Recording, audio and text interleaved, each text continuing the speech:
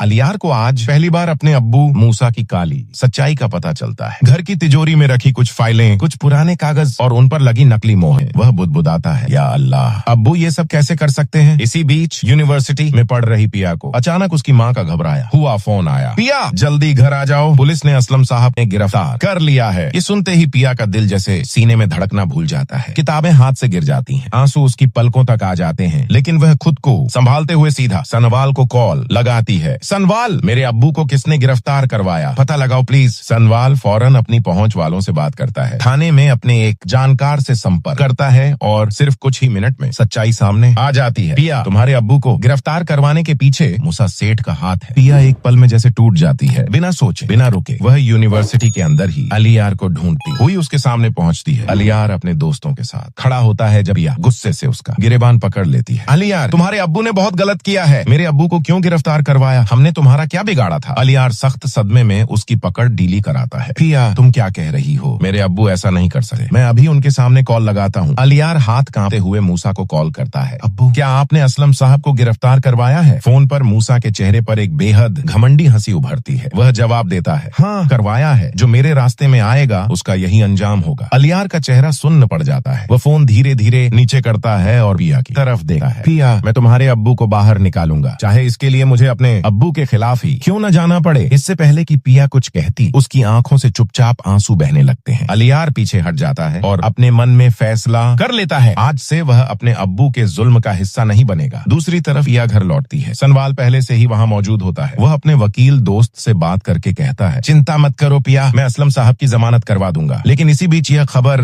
मूसा तक पहुँच जाती है कि सनवाल उसके खिलाफ खड़ा हो गया है। वह अपने गुंडों को बुलाता है और कहता है, उसे रास्ते से हटाओ, कोर्ट तक नहीं पहुंचना चाहिए। अगले ही दिन जब सनवाल और पिया कार में बैठकर असलम साहब की जमानत के पेपर लेकर कोर्ट की तरफ जा रहे होते हैं, अचानक दो मोटरसाइकिल सवार कार के बराबर आते हैं और गोलियां चलाना शुरू कर देते हैं। एक गोली सनवाल के हाथ में लग जाती है, कार लड़खड़ा जाती है। पिया घबरा जाती है। सनवाल बोलो, तुम ठीक हो। सनवाल दर्द से कराहता है लेकिन होश खोने नहीं देता। पिया, डरना मत, मुझे कुछ नहीं होगा। पिया किसी तरह कार रोककर लोगों से मदद मांगती है। एम्बुलेंस आती है और सनवाल को अस्पताल ले जाया जाता है। डॉक्टर कहते हैं गोलियां हाथ में लगी हैं, नस नहीं कटी, जान बच जाएगी। पिया की सांसें लौट आती हैं। वह सनवाल का हाथ पकड़कर बैठी है। उसी रात अलियार को भी यह खबर मिल जाती है कि मूसा ने सनवाल की जान लेने की कोशिश की है। अब उसके सब्र का बांध टूट जाता है। वह घर पहुंचकर अपने अब्बू की तिजोरी में मौजूद सारे काले कारनामों के सबूत निकालता है और उन्हें लेकर सीधा पिया के घर पहुंचता है। ये सारे सबूत तुम्हारे अब्बू की बेगुनाही साबित करेंगे और मेरे अब्बू को हमेशा के लिए बेनकाब भी। अगली सुबह पुलिस मूसा सेठ के घर छापा मारती है। मूसा को हथकड़ी लगाकर ले जाया जाता है। अदालत में जब मूसा को पेश किया जाता है तो असलम साहब भी गवाही देने खड़े होते हैं। मूसा उनकी तरफ देखकर कहता है, माफ कर दो भाई, मुझसे गलती हो गई। लेकिन अदालत उसका आरोप सिद्ध कर देती है और मूसा को 10 साल की सजा सुना देती है। अदालत से बाहर निकलते समय असलम साहब सनवाल को देखते हैं। वह उसके पास जाकर उसका हाथ पकड़ लेते हैं और उसे पिया की तरफ बढ़ा देते हैं। बेटा, तुमने मेरी बेटी और मुझे हर मुश्किल से बचाया है। अगर तुम दोनों राजी हो तो मैं अपनी बेटी का हाथ तुम्हारे हाथ में देना चाहता हूँ। कुछ महीनों बाद पिया और सनवाल की शादी धूमधाम से हो जाती है। शादी की रात जब वह दोनों कमरे में बैठते हैं, सनवाल मुस्कुराते हुए अपनी जेब से एक डिब्बा निकालता है और पिया के सामने खोलता है। ये तुम्हारे लिए एक नई जिंदगी की शुरुआत का तोहफा। अंदर चमकती हुई खूबसूरत डायमंड की अंगूठी रखी होती है। पिया मुस्कुरा देती है।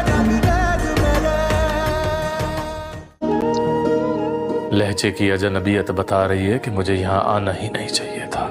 ऐसा सकुलो गाँव वड्डे सौदा कर बैठे थे। रुको साबिर, मेरी बात नहीं सुनोगे। अलियार नहीं आया अभी तक। हाय बेचैनिया,